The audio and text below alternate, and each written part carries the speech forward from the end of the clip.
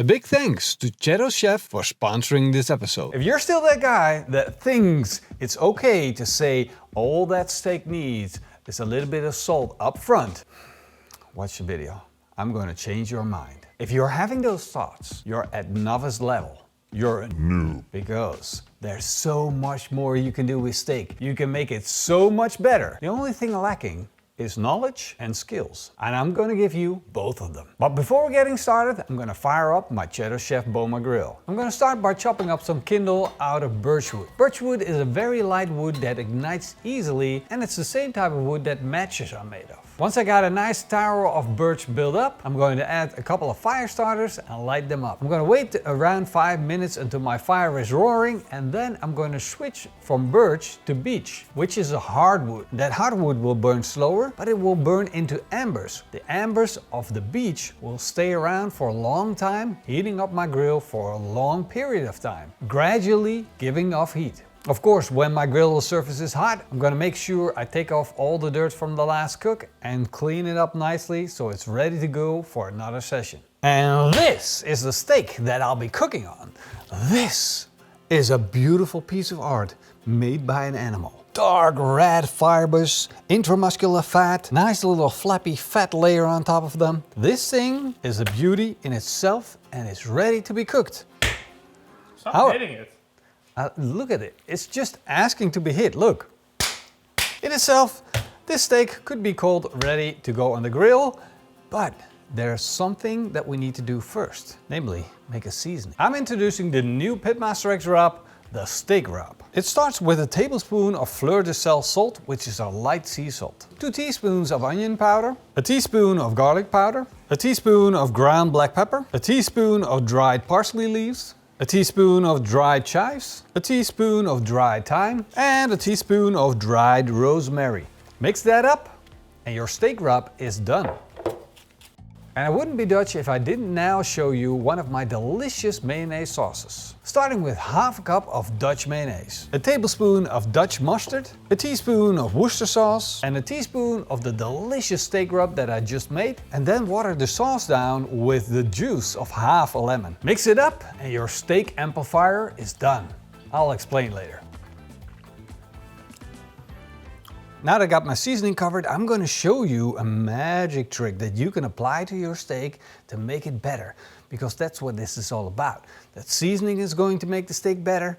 That sauce is going to make that steak better. This steak needs to be better. It's going to be better because I'm going to slice into it and I'm going to create a larger surface. And that larger surface is going to make my crust bigger. More surface, more opportunity for crust. More crust, more texture in your mouth, more texture in your mouth, more happiness. And to make it as big as possible, I'm going to do a cross section, opening up the meat completely. And I'm only going in a few millimeters thick in my cut, but I'm basically roughing it up. You have an opportunity here to make the best steak you ever made. Don't screw it up. Now all I need to do is take some of my delicious steak seasoning and put it on my steak, making sure that it gets into the carved steak. This way I'm sure it won't fall out when I'm grilling my steak. Of course, I'm gonna do the same thing on both sides. Oh, and I gotta slice up some potato chips. Because my grill is nice and hot and it's a good opportunity to make a delicious side dish out of these chips. First, let me get rid of this water. It's loaded with starch and you don't want that with your chips. Then I'm going to put some oil on my potato chips because what I want is these chips to fry, so they gotta have loads of oil. And if you want to get them crispy with these ribble chips, yes. When they're all oiled up, nice and greasy, we can put them on the griddle plate and just make them crispy. When they're all on, they're going to need a little bit more oil because you want them to be fried. And therefore, I'm just gonna go around, put some oil on so that they can fry, because that oil and this super hot plate is going to make that oil boil and flare up at the same time. You're gonna have lots of fire and spectacle, and in the end, you're gonna end up with the most delicious side dish ever. Keep your eye on it so they don't burn. Look at that. Woo! Flat top griddle potato chips, man. Life doesn't get any better than that. Once the chip becomes crispy, it's time to take it off. And I like to set it up in a rack so it can cool down a little bit, while at the same time getting rid of some of that oil and become even more crispy. Of course, it's going to need some seasoning, and our steak rub is perfect for that. I think you're not ready for this. I don't think you're ready. Are you ready? Do you think you're ready? Here we go. I told you you weren't ready for that.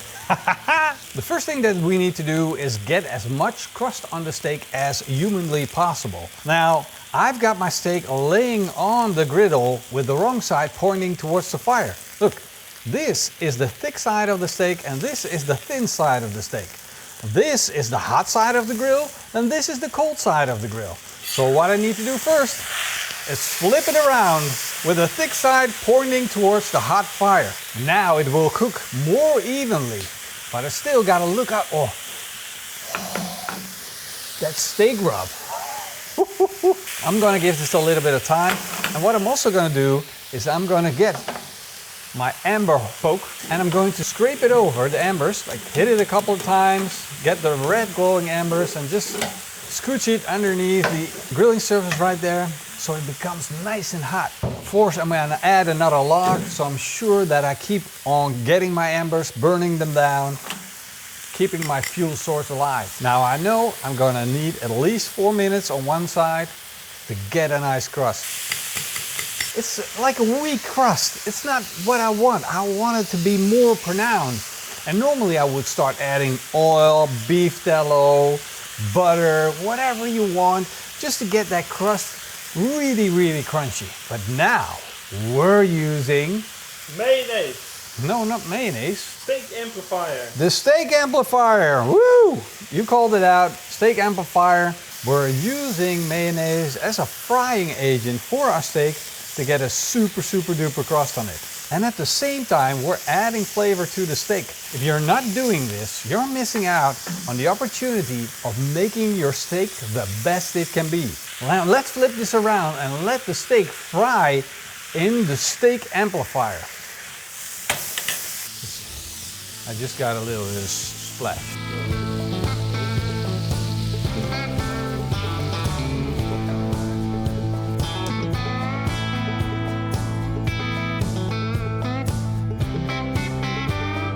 Look at that beautiful crust. It's crunchy, it's crispy, and it went all the way down into the meat. So that's packed full with flavor. And we're still bubbling away from that mayonnaise that's all seasoned up. So on the exterior, we have lots and lots of flavor. And that's true Pitmaster skills. It is easy for anyone to just take a steak, put some salt on, grill it, which is, by the way, the wrong way to do it. Let's not get into that. But it's easy to do it that way. But then, when you had hundreds of steaks with just a little bit of salt, what are you gonna do next? And my suggestion is you start here. Let's get this off, let it rest, so you and me in the meantime can make a barbecue sauce. We're waiting anyway, so why not make the Tweety BBQ sauce? It's delicious, it's on the website, but I'm gonna show it to you anyway. And therefore, I got my trusty pan, the Scotsburg cast iron pan, and people laugh at me. They do really do, they laugh at me, yeah. Because I say this is a cast iron pan, they say no, that's not a cast iron pan, but it is a cast iron pan. This is a pressed cast iron pan, which means, like, look at how thin it is. You can use this in your house. You can give this to your wife. You're secretly giving her cast iron pans. But the funny thing is, people think this is not cast iron. It is cast iron. Scotsburg pan, check it out. The link's down below. You want one of these pans, trust me. It will be your go-to pan forever. I'm making it with half a cup of ketchup, half a cup of chili sauce, 2 tablespoons of rum, a tablespoon of Worcester sauce, and a tablespoon of Tweety BBQ rub. And of course, we've written all those recipes down for you on pitmasterx.com. Look at our potato chips. Let's take a little bit of that steak amplifier and drizzle it on. The Tweety rub, of course, it's gotta go on. And then a little bit of fine chopped chives. In the Netherlands, we call this speciaal. And it is. It translates to special. Hold on. Combination of the steak amplifier and the Tweety BBQ sauce on chips. I don't want to say much, but I almost forgot about that steak. Are you ready? Are you ready? Ho ho ho ho! The juicy! Boop boop! Look Look at that. Crunchy, crispy outside, juicy steak on the inside. This is what I dream of at night. Look at that. Wiggly, juicy steaks, dripping of juices. Crunchy exterior. Now I just forgot about the potato chips. There in that moment. Oh. Oh, come on. That crust, the flavor.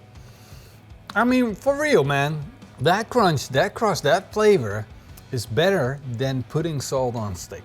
I promise you, especially with a flank steak like this, you're gonna have to try this. There's no escaping.